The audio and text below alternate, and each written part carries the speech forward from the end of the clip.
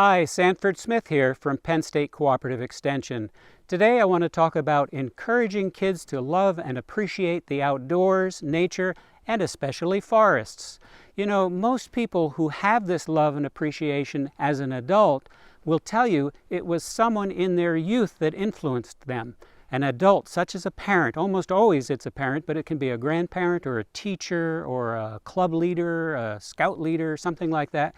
But also they say there was a special place in their childhood, that they spent a lot of time in the outdoors, and this is equally important.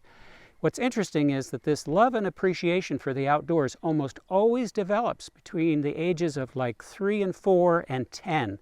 So when you're very young, when an adult works with you and influences you in the outdoors, gives you those opportunities, this is going to last a lifetime for most kids. Now here's some tips, 3 different tips I want to give you today. The first is you need to get kids outdoors, spending lots of time just in a non-structured way, exploring the outdoors. It can be in a fence row, it could be at a camp, it could be at a farm, it could be anywhere, but get them into natural areas. Get kids looking and exploring and having fun in a contact kind of way. Don't discourage them from getting their feet dirty or their hands dirty.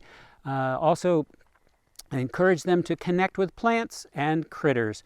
They don't have to worry about, if they pick up something, they should let it go and not be destructive, but they can also just learn a lot by having close contact. This is the kind of activity that you want to encourage, and you want to do this repeatedly at different times of the year and different times of the day even, so that kids learn an area and all the kind of natural things in that area. It's a great way to encourage them. Lots of time. For a child might mean an hour or 2. Also, you want to encourage them to play with the best toys, things like sticks and string and dirt balls and rocks and leaves and anything they find out there that they can use their imagination with to just play and explore.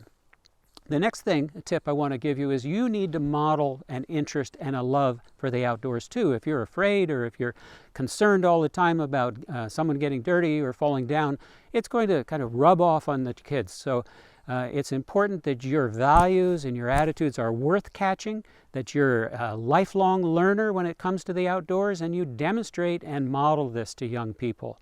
And lastly, I want to tell you that it's best if you can custom tailor some of the experiences for kids when they're out there, so that you can encourage them to explore some of their interests. Some kids might be much more interested in plants and trees, others might be interested in wildlife. So try to organize things just in a non-formal way to help them explore. For example, if they're interested in birds, they could use binoculars. If they're interested in watching for deer, they can learn to sit quietly in the forest, and it may be a hidden kind of way under a blanket or something.